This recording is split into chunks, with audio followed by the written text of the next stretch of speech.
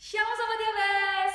Di Yabes kali ini kita punya tema seputar life balance. Dan di konten kali ini kita punya tips tentang life balance dari pasangan Pandu dan Momo. Mau tahu kontennya seperti apa? Check this out.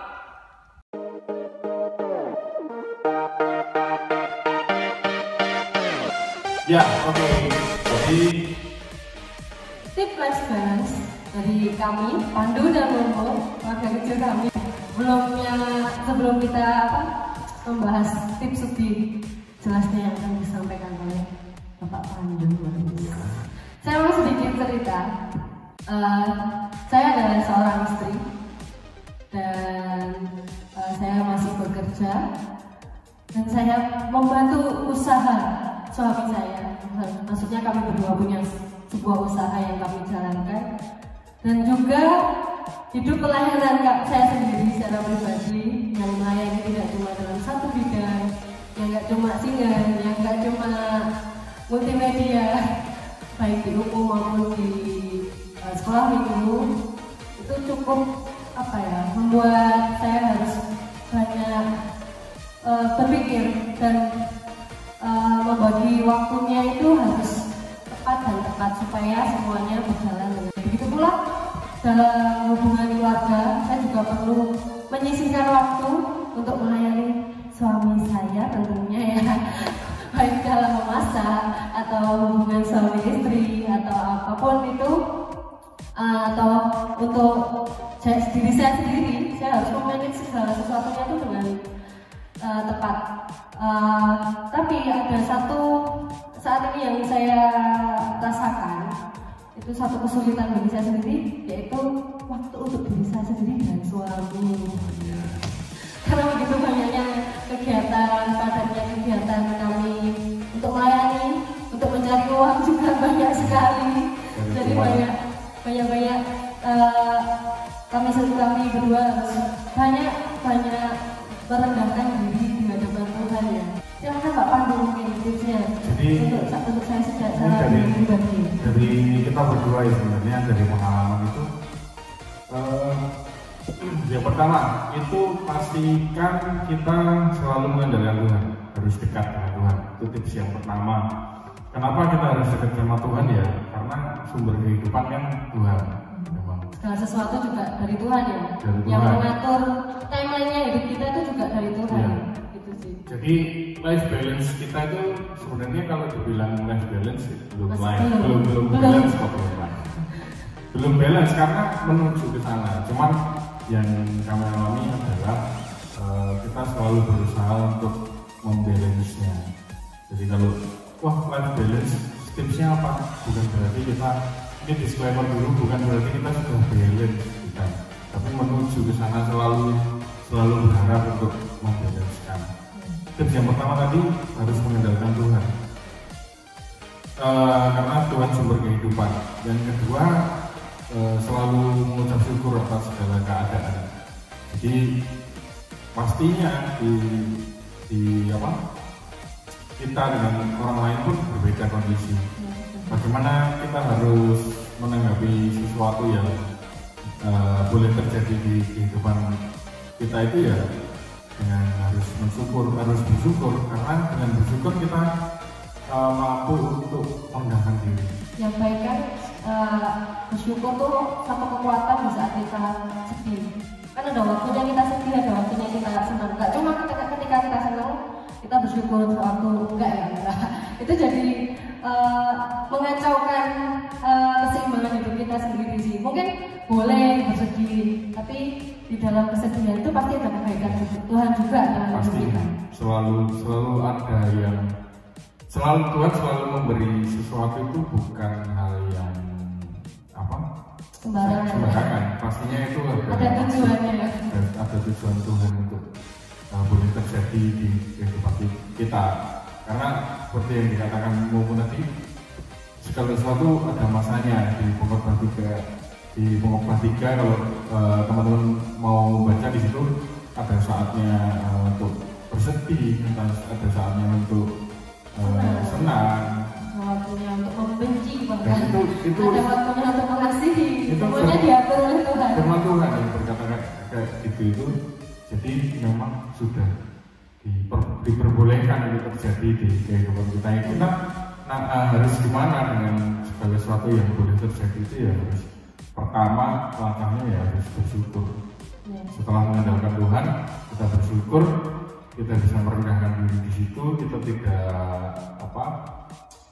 menghadapi satu, kita tidak marah, tidak gampang emosi, walaupun mungkin masih sering, cuman emosi kan, atau marah tuh masih perlu sih, ya, cuman, tapi tetap ada porsinya ya, masing-masingnya. Jadi kalau segala sesuatu boleh terjadi di kehidupan kita, terus caranya kita tahu itu dari Tuhan atau mungkin apa ya? Bagaimana kita mengerti bahwa oh ini yang terjadi kali ini tuh memang dimaksudkan ya, Tuhan untuk ini kita menjadi next level dalam hidup kita. Dalam bidang ini kita kurang ini, misalnya katakanlah kita boros, itu kayak pengalaman banget. Kita boros, terus Tuhan kasih sesuatu gitu misalnya, oh pengeluaran jadi banyak, gini-gini yang harusnya untuk ABCD, tapi kita sudah pergunakan untuk hal-hal yang perlu sebenarnya. Untuk keinginan kita sendiri. Di situ kan kita pastinya sedih ya, wah kecewa kita dengan diri kita sendiri. Tapi apa yang bisa kita ambil dari situ? Wah ternyata aku harus melakukan sesuatu, aku harus menyisihkan sesuatu untuk hal-hal yang terjadi yang mungkin terjadi insidental. Ya itu salah satu contohnya. Terus gimana caranya kita untuk selalu maksudnya kita bisa menghadapi segala sesuatu ya kita harus waspada. Kayak di Amsal 4 ayat 23 kan, jagalah hatimu dengan segala waspada. Jadi apa maksudnya ya? Kalau kita tidak sadar akan segala sesuatu yang terjadi, maksud Tuhan itu apa dalam hal yang sesuatu yang sudah terjadi ke kita itu, bagaimana kita mampu untuk bersyukur, bagaimana kita mampu untuk memahami bahwa Tuhan nyuruh aku ini, Tuhan nyuruh aku itu di situ. Jadi kita harus waspada. Yang ketiga tadi, yang pertama harus mengandalkan Tuhan, kedua harus selalu bersyukur, ketiga harus waspada, selalu waspada. Penuh dengan waspada. Ya, jadi katakanlah itu juga termasuk life balance ya, yang paling yang paling membuat kita sendiri, kami berdua itu aware akan segala sesuatu sih. Mungkin sebagai manusia kan kita punya harapan atau ekspektasi itu pasti tinggi ya. Sesuatu itu yang baik-baik aja, tapi ketika terjadi sesuatu yang buruk nih, oke lah kita boleh bersedih mungkin sebentar, jangan lama-lama. Soalnya ada pasti sesuatu yang buruk itu juga untuk kebaikan kita. Mungkin kita nggak suka, tapi Tuhan mau. Kalau Tuhan mau, kita mau apa? Seperti itu sih. Ya, harus mau melangkah kan. Iya. Jadi kalau sesuatu yang gak enak terjadi, kita pasti ogah-ogah mau melangkah. Akhirnya kita diam dan tanpa melakukan segala sesuatu, tanpa berusaha untuk mencari jalan keluar. Yang walaupun Tuhan ngomong ketoklah maka itu akan dibukakan. Jadi kayak kalau kamu nggak ngapa-ngapain ya sudah. Ya kayak jalannya yang Tuhan mau bukakan ini kayak nggak kelihatan gitu. Padahal tinggal kita masuk gitu udah. Ya mungkin susah. Maksudnya itu adalah proses dan setiap orang memang berbeda-beda cara prosesnya. Cuman jadi tips kami tadi harus waspada. Itu juga jadi salah satu tolak ukur dari kami. Kami ada usaha, terus pelayanan, pekerjaan dari Momo sendiri. Itu bagaimana cara membalance-nya? Ya ketika kami sudah berkegiatan di luar, banyak sekali. Terus ada suatu kali ada pelayanan yang mungkin kita nggak serius menjalaninya. Oh berarti kita itu sudah ada yang nggak balance. Ya, agak kendor nih pelayanannya atau mungkin semua oke ya, semua jalan Terus di pagi-pagi bangun pagi langsung mandi, langsung kerja, nggak sempat nih ketemu sama Tuhan. Iya. Kadang yang bikin agak sedih ya, agak sedih banget bahkan itu kita menyediakan waktu untuk kita sendiri untuk dekat sama Tuhan. Yang paling penting sih gini, kalau saya secara pribadi itu untuk suami istri nih, khususnya misalnya yang belum suami istri ya bolehlah setiap hari paling nggak mengucap syukur sama Tuhan, baca ayat Alkitab, baca renungan lah setiap hari supaya kita tetap connect sama Tuhan, karena itu kekuatan kita. Terlebih kalau yang suami istri itu kalau yang berdoa itu 2 orang nih, bahkan apalagi sepakat, pasti mujizat Tuhan itu lebih banyak dan lebih dan wow banget itu loh terjadi di dalam hidup kita. Walaupun yang belum punya pasangan nggak apa-apa. Iya. Itu cuma untuk yang sudah bangun mesbah keluarga setiap hari. Kalau yang sendiri mungkin sama orang tuanya Iya biasa. boleh, ya betul. Ya, atau mungkin bisa sama pacarnya online kali maksudnya ya.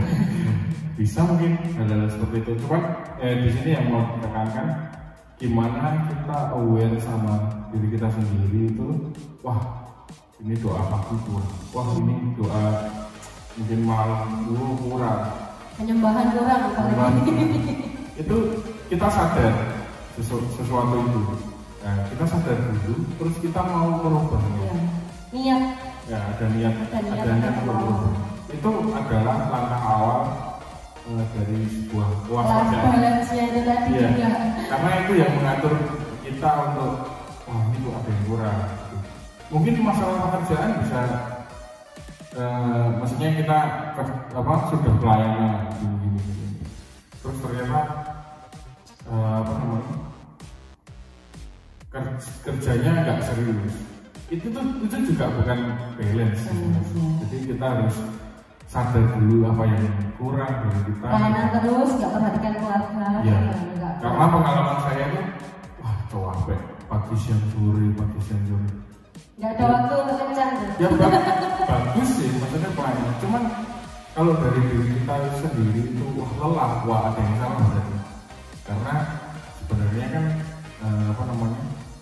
kalau kita melayani itu harusnya jadi berkat, tapi malah kita jadi sakit. Itu juga nggak balance. Jadi jangan memakai alasan Tuhan untuk tidak bekerja. Iya. Jangan memakai alasan bekerja untuk tidak pelayanan. Itu juga sama-sama salah. Iya. Jadi atau keluarga untuk tidak pelayanan. iya, itu nggak ada alasan maksudnya bagi kita untuk tidak melakukan sama rata. Iya. Bagiannya masing-masing pada porsinya. Karena bekerja itu juga bisa melayani. Di keluarga juga melayani. Oke. Jadi itu tips dari kami. Jadi Tuhan Yesus memberkati.